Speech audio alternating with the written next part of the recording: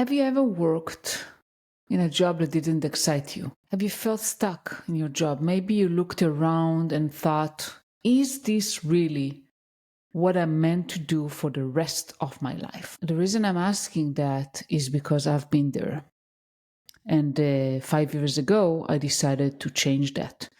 And if you ever wondered whether there's something more waiting for you, your freedom, more fulfillment, more possibility, then you are in the right place. Hi everyone, I'm Limor Bergeron-Gross and welcome to From a Woman to a Leader. It's a podcast dedicated for you, women, especially in tech or other male-dominant field. And in this podcast, we explore the journeys of other women who took charge of their careers, overcome challenges, and stepped into leadership. And my goal is to bring you inspiring conversations, actionable insights, and real stories to help you break barriers and build the career you truly deserve. And for those of you who don't know me or this podcast, first of all, welcome. And thank you so much for being here today. And as I said, my name is Limor, I'm your host. And I've been in tech for over 20 years. I started my career as a software engineer and grew into engineering leadership. And throughout those 20 plus years, I built a family. I'm married and I have 4 children. We moved countries. We came back here to Israel and I decided to change my career completely, left corporate and started my coaching business. And what about today's episode? Today, I'm meeting with Jet van Wijk. She went from working in corporate, in a basement, literally no windows, no fresh air, to building her multi-7-figure business. And she's also helping others find their own path to success and freedom. She's a TEDx speaker, she's a business coach, and she's the founder of Laptop Lifestyle Master Program, where she teaches people how to build digital skills, step into freelancing, and create a life on their own terms. But it's always kind of shiny to look at someone who is so successful like Jet. But actually, her journey wasn't smooth sailing. She tried everything. She tried MLM, it's multi-level marketing for those you don't know, to travel blogging, to affiliate marketing, and she faced failure after failure before discovering the power of digital skills. And I think digital skills nowadays are so important and so accessible for everyone. And that's the beauty of it. And she walked away from the influencer world, built a thriving business. And now she's sharing exactly how you can do the same. So what are we covering in this episode? We dive into how to identify your passions and turn them into a career opportunity. And this is super critical because if you don't do something that you like, it will be hard to be persistent. I'll be honest with you, I tried multiple businesses myself and I failed because part of it was because I wasn't consistent and I didn't enjoy what I was doing. We also cover why personal branding matters. And personal branding is important no matter if you're an entrepreneur or you're working in corporate. It's important for everyone. We're also covering the most intense digital skills that can unlock new career path. It's all about opening your mind for possibilities that you never thought existed. And also, we talk about the hidden dangers of social media and how to stay authentic in a digital world. So, if you ever dreamed of breaking free from the career that you have right now that maybe don't excite you, or Maybe you just want to hear an inspiring story of courage, resilience, and reinvention. Then stay with us. This episode is going to change the way you think about work, success, and what's truly possible for your future. So, are you ready? Let's dive in. Hi, Jet. Welcome. Thank you so much for being here today. Yeah, super excited. Thanks for having me. Yeah, excited to have you. And you told me you live in Bali, so super excited to go there someday. Yeah, you totally should. Now it's rain season, but in the other months of the year, it is really beautiful. Now it's a bit rainy, but I still really enjoy that we get more sun here at least than in the Netherlands where I'm from. Yeah, for sure. That's for sure. Yeah. Before we start, I would like our audience to hear a little bit about you because you did quite a change in your career and your life. So maybe tell us a little bit about your journey from working, being an employee, not being happy about a 9 to 5 job, and how and kind of what led you to what you did today. Yeah, totally. Yeah, originally from the Netherlands, so from a very small town. And I basically always had two dreams, either to become a police officer and to be a spy, or to be a business owner like my dad. So when I was young, I tried to get into the police academy in the Netherlands, but unfortunately, there were no spots available. There was like a freeze. So then I decided to very randomly study hospitality management at a university. And the reason why was because I heard you could go abroad in your third and your fourth year. And I was like, okay, that sounds great. So very randomly, I studied that study, and then in my third year, I got actually to Bali as well for 3 months. And here I saw people working from their laptop, traveling the world. And I was like, wait a minute, that sounds really nice. But Yeah. since I was already in the last year of my study, I was like, okay, I will finish it. The last year of my study was an internship. And I did this internship in London in a corporate office working for Hilton. And this office was even located in the basement below one of the hotels. So there was no windows, no natural air. And that was really my experience of corporate life. And I was just looking at my managers there and I was like, wow, if I'm going to stay here, that is going to be my future, being depressed and stressed in London, still not actually making enough money, burned out. And at the end of my internship, I got offered a job, but I decided to decline it and to go back to Asia because here in Asia was my first experience with working online and seeing people doing something different than I guess, the things that we get taught by society that we should do, like a 9 to 5 or a corporate job.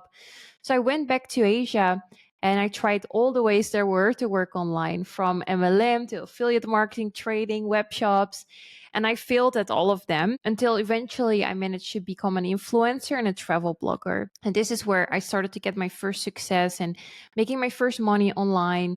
But after a few years, I decided to leave that because it was so toxic for my mental health, Wow. social media and depending on followers. And then I looked around and I was like, okay, what did I gain over these years of trying to work online? I gained skills.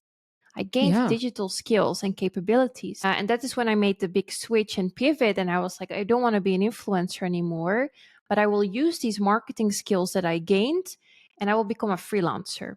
So I will offer marketing services to other businesses online and basically get paid for that.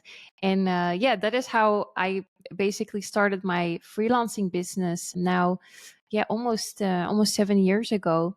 And scaled that into an agency and now scaled that further into an e-learning company. Yeah, it's been a wild ride. Yeah, it's an incredible story. And I think what you said about society, I don't know how it is today for the younger generation, but definitely for me, when I grew up, it was like being an employee. And I think it's still like that. The school system kind of mold us into an employee mindset. And I wanted to be an archaeologist, actually, when I My was mom little. actually studied archaeology. My Yeah? mom, graduated in archaeology. Yeah, yeah. And what That's does she do? interesting. Did she turn into an archaeologist eventually or not? So she did it for a while. She traveled the world to the most amazing places, actually. But then when she got pregnant, she quit her job and she became a stay-at-home mom for me and my sister. And my dad was a business owner, so he ran his own company. Yeah, it's funny. Sometimes I forget actually that my mom studied university and all of that. But then, she made the decision to stay at home for us, and she hasn't gone back to work since that point. Yeah. Yeah. So thanks for sharing that. And I think that you having a father as a business owner is a good thing. I didn't have that role Mm, model. I mean, growing up, I mean, I kind of grew up in a middle class family, traditional, like everyone works.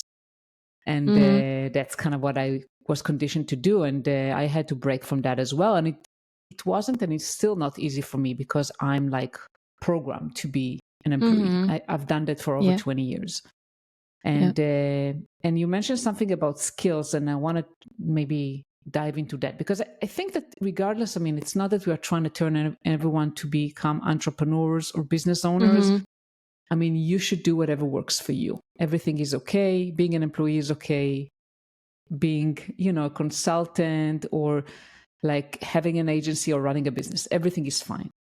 But really, I mean, knowing who you are, what skills you have, and what opportunities you have, I think is a key to everything, to unlocking possibilities. So tell us a little bit about that, about the process, like to identifying or maybe sharing what you did to identify kind of, okay, what have I learned? What skills have I got? Yeah. I think it's, first of all, very good point you made that, for me, how I look at, let's say, even having a regular job or becoming an entrepreneur or freelancer or whatever you want to do, it is more just asking yourself the general question of, am I happy doing what I do right now? And I think if you're not, that doesn't necessarily mean that you have to become an entrepreneur. It might just mean that you want to change your job or that you want to find something closer to your passions or that you maybe want to do something on the side that gives you fulfillment. But it all starts with that very first question of like, okay, am I really truly happy doing what I do right now? And do I see myself doing this for the rest of my life? And it's these hard questions that sting a little bit, but that might make you think and look a bit deeper at what you are doing right now. And then you can look at possibilities of, okay, so does that mean maybe I can upskill myself within my current employer, within my current company that I work for? Can I go to a department that I would like more? Do I want to learn a skill and start my own business? So it all starts with those questions that sting a little bit, I think, and reflecting on, okay, how do we truly feel right now? And once we've identified that, then we know, okay, we might want to make a change. And then it's looking at, what do you want to do? And I look at this very philosophically. So, how I look at it is, we as humans, we are so special. Like the fact that you and I can talk to each other, that I can move my hand, that I have ears which I can hear with. Like, this is so special. We came to this planet as a human, not as a rock. And it doesn't matter who created us, gods, the universe, whatever you believe in. I don't think we were created to do things we don't like for a very long time. I just think if we really analyze it, we were not created to do things that we don't like. So it is understanding that you are so special and that you deserve to live a life to your full potential. And yes, that doesn't have to mean that you have to start a business. It means that you have to look at, how can I make work not feel like work? Meaning, how can I work in an area that I'm passionate about? Maybe it's linked to my hobbies. Maybe it's linked to my childhood dreams. Maybe it's linked to what I used to love doing as a kid. This way, yes, Yeah. you are working because we live in capitalism, so we need to make money. I understand that. But at least if you are working in an area or on specific tasks that are connected to your passion or connected to something you love doing, work will feel less like work. And that, I think, is already a really great accomplishment, even in your existing and current job, if you could find a way to do that. But yeah, the first way is identifying that you don't want to stay where you are. Secondly is identifying what you want, what you do enjoy doing. And then the third step is looking at, okay, can I achieve that in the current company that I am? No? Okay, am I going to move or can I change to a different company? Or obviously, the next option is starting your own business around your passions and your interests. For sure. And I think that one of the challenges I see women face, at least the women I work with, is a lot of times they don't really know what they want. And it's easier maybe to say, well, I'm not happy right now. And many people, unfortunately, many people are not happy with what they do, and they go to work, as you said, right? It's work. But they are getting stuck with, okay, what can I do? I mean, because as you said, like we want to make money, want to make a living, not making money for the sake of money, but for the sake of what it can provide us. And maybe you can share like what works for you. Like you said you were in London, you were working in a basement. You didn't like the kind of work you're doing. You didn't see the future there in hospitality, like, or specifically at the work you're doing. So what was the shift for you that took you from being an employee to kind of, you started being an influencer, right? That was the next step. Yeah. Yeah. So for me, it was identifying what is important to me. So, yeah, one is definitely doing something you like and you enjoy. But for me, the second thing that I realize is important to me is time freedom. So, being able to make my own schedule, deciding when I work. And the third one was location freedom because I was in Asia and then I was dragged back to London in the rain, right? So, I realized, okay, no, I want to see more of this world. So it's identifying what's important to you. Maybe that's less important to you, location, but maybe it's important that you have time freedom and that you can work from home to be more with your kids or your family. So you have to think about what are your main motivations and your main aspects that would just make you happier, would just make your work happier. And then I could have done a few things. So I worked in recruitment actually in that basement office. Now, this specific company, Hilton Hotels, they were very strict that you couldn't work from home, that you could not work remote. However, I was in an office behind the computer. So I could have totally worked from anywhere, but just this company didn't allow that. So in my case, the option could have been to apply for a different recruitment company if I enjoyed recruitment. Yeah. That would allow me to work online, for example. And that could have already fulfilled my desire to have more time and location freedom. Now, another motivator for me was that, yeah, I want to start my own business because of my dad. I had always this entrepreneurial spirit. So this was important to me. And that is why instead of applying to another company, working for someone else and having location and time freedom, I chose to really go out on my own because that was also important to me. So I think it really depends on your situation. If you really want to be an entrepreneur, then that could be a good path to take. But otherwise, I would just look at how can I make the job that I have right now, if you do enjoy it, into something that fits more with my schedule. Or yeah, if you want to have location freedom, let's say. I think a big thing that people fall into is that you think you have to stay with, let's say, the type of work that you are doing right now. Yeah. So what I see a lot, for example, we had someone who was a lawyer for all her life, was a lawyer, came to us, and yeah, we were diving into what her niche was going to be, so what industry she was going to work in and what services she would provide.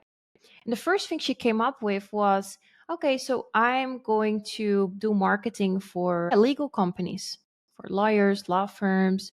Okay, but then we dove really into it, and I asked her, but do you actually like law? Do you enjoy those people? You know? And she was like, actually, no. And actually, I'm really burnt out. I'm sick of this industry. I said, okay, so let's look at your other passions. What else do you love? She was like, well, in my free time, I scroll on Pinterest to see interior designs, and I love homeware, and I love, decorating my home. So we pivoted and we made her niche interior design. And now she's doing marketing services for interior designers because she could scroll that content all day. And now she gets to make content in that niche. She gets to work with those people that are creative, that she really loves. And that is, I think, a really big example of really ask yourself, like, if you don't like what you do, you don't have to stick with it just because it's what you're used to or it's what you went to school for. You have other hobbies, you have other passions, you have other interests. And the biggest thing that I can give to everyone is that skills are something you can learn. It is something nobody takes away from you. Anyone can learn a skill, like playing piano. Maybe I am more musically, brought up. So it's easier for me to do it quicker. And maybe someone else needs a little bit more time. But the fact at the end of the day is that everyone can learn it. Doesn't matter how old you are, doesn't matter where you come from. Everyone can learn digital skills. And I think that is the beauty of it, that it is very accessible for everyone. And with digital skills, you can either upskill your current work, your current position, or yes, you can start your own business if that's what you want to do. For sure. And I think that the story was incredible about the lawyer. And when I did a shift, I actually thought about going into health, kind of how to eat healthy and all that. Eventually, I figured out that's not exactly what I want. I mean, so sometimes a hobby could lead into something.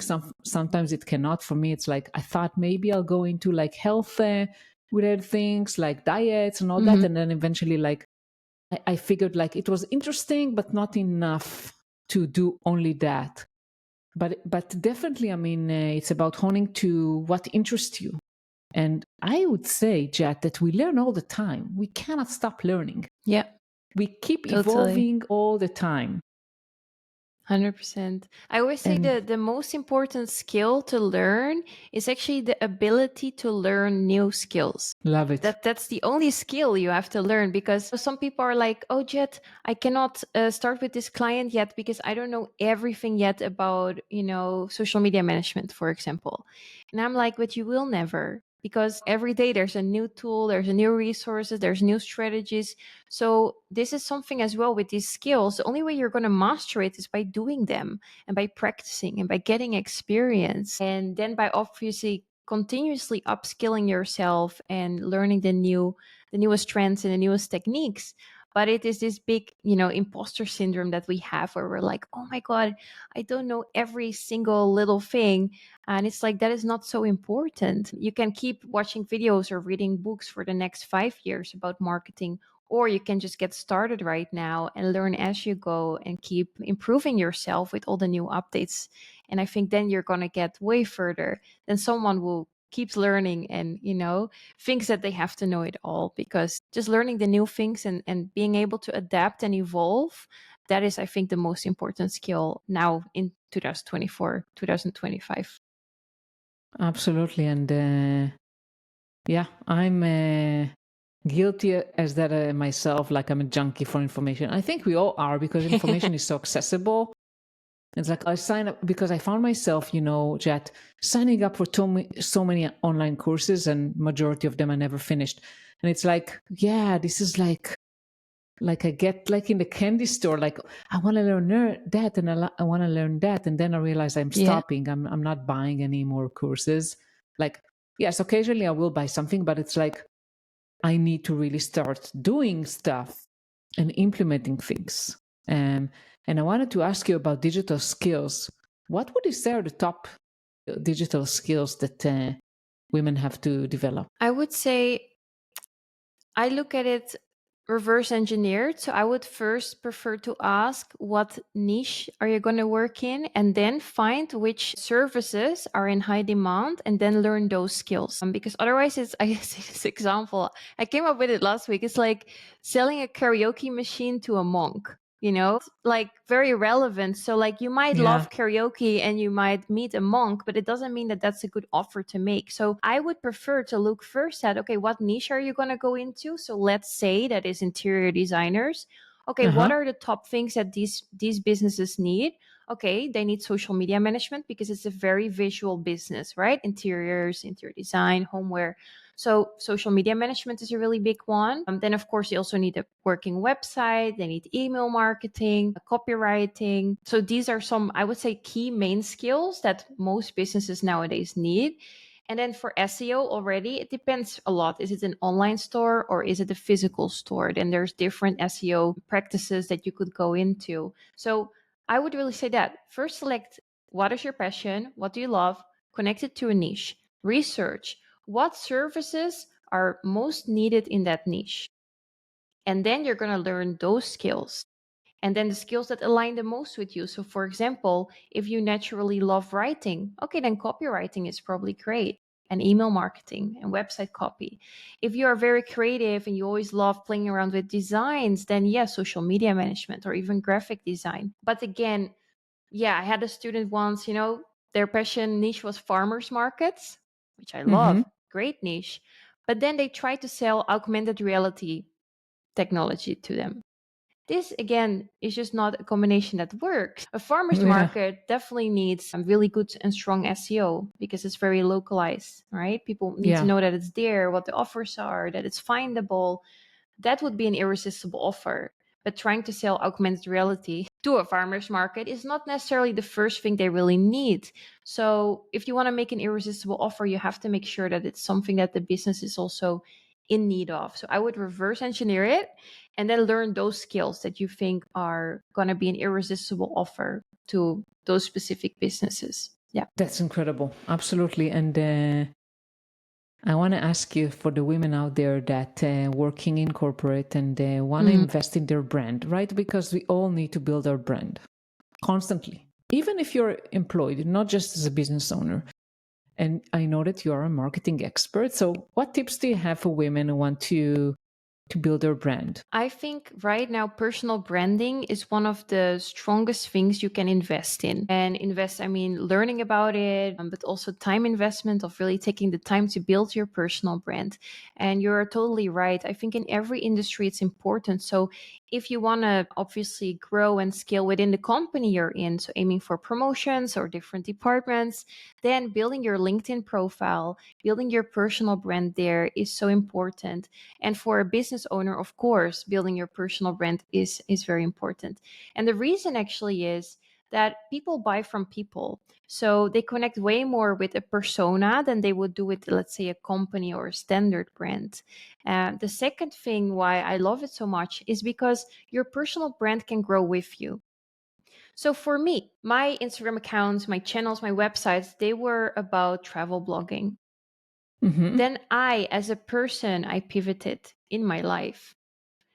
And my personal brand pivoted with me. But at all those points, there have been different offers behind my personal brand. Now, imagine, okay, I was also, like I said, I tried MLM. So this is a really good example, multi-level marketing. So I was Mm-hmm. in software, but I had this friend and she was doing it for a hair care company. And she built her whole page and everything about only this hair care company. And then this company shut down. Yeah. Now you build followers that are only interested in that. That's your audience. And now you're going to pivot to something completely different. Now your audience will basically be like, what is this content? Like, I didn't follow the space for that. Like, who is this person? Whereas if you would have built a personal brand where you are on the front, and my three pillars, one of them might have been my lifestyle, one of them could have been then my skin and hair care, and maybe one of them is some other interest of mine.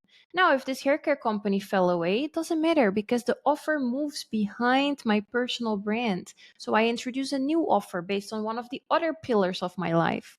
Maybe lifestyle, or maybe that was health. And now in this way, you can much easier pivot and change the offers behind your personal brand if your persona is at the front. It has always been Jet for 9 years. People follow Jet and they follow my life and who I am and my personality. But over the years, oh my God, have I had different offers and, things that I was selling. But all these people followed me for me. And that is why they stayed by me and why I was able to scale that as well. And now if in 4 years, I get a kid and I decide to make a course about, I don't know, something related to family, it's not super strange because the people followed my journey towards getting married and having a kid. And now I'm going into that niche, but they're still following me, Jet.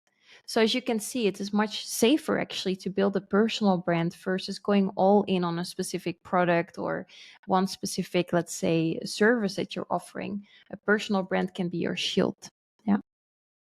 Love it. And I think that it goes back to what you said about eventually it's about people. Like people buy from people.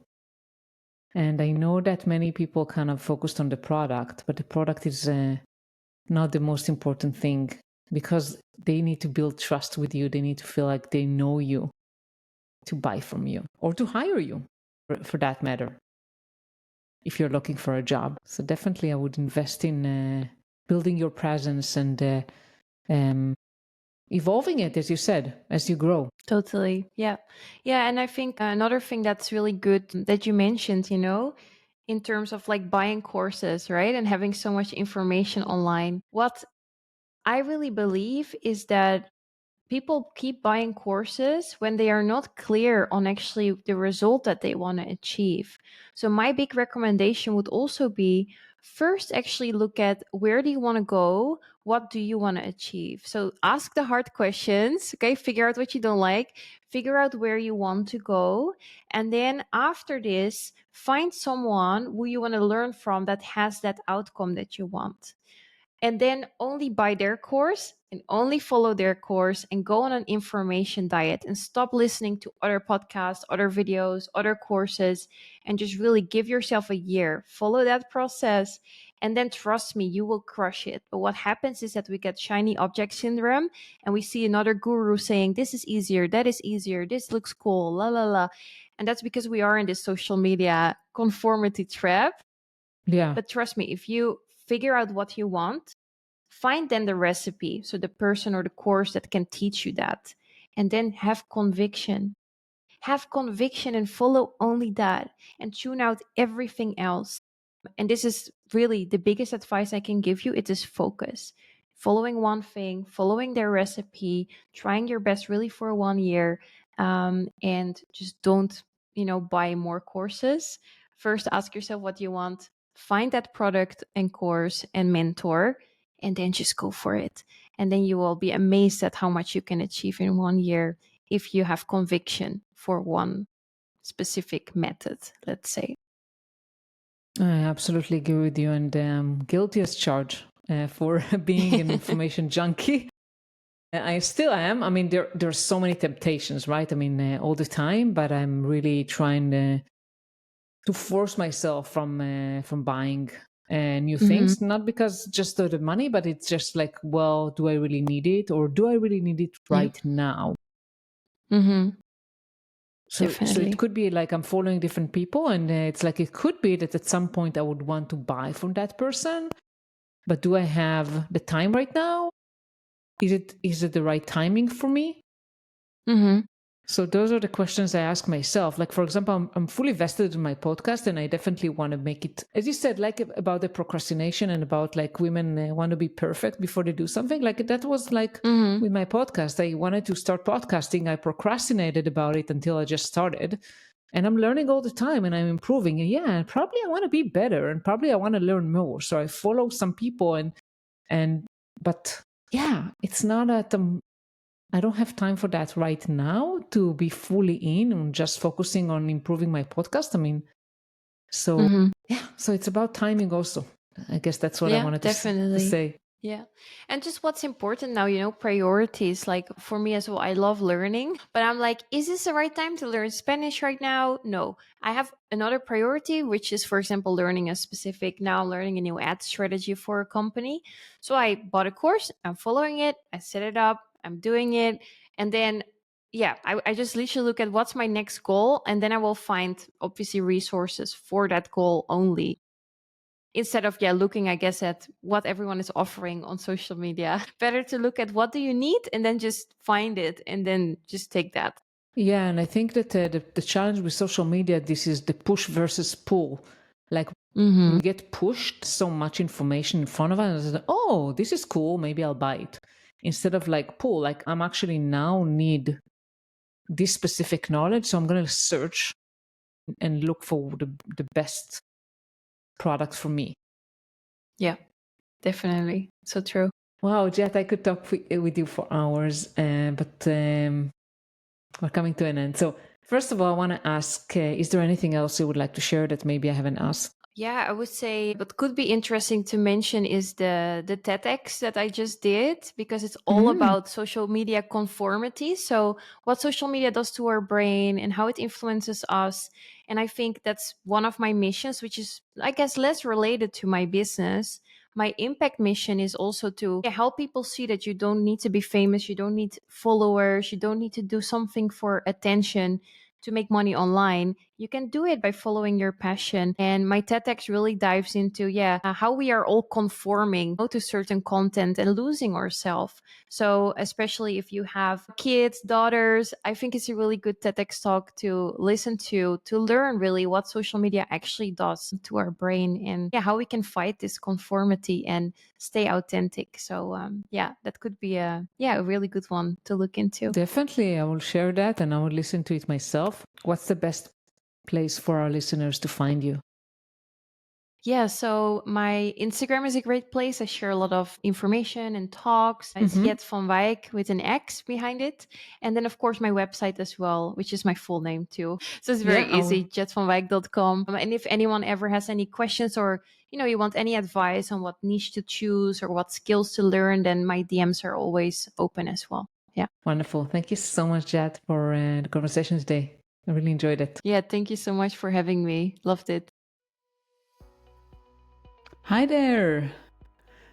It's Limor again, and I hope you enjoyed today's episode with Jet, and I hope you got some valuable insights.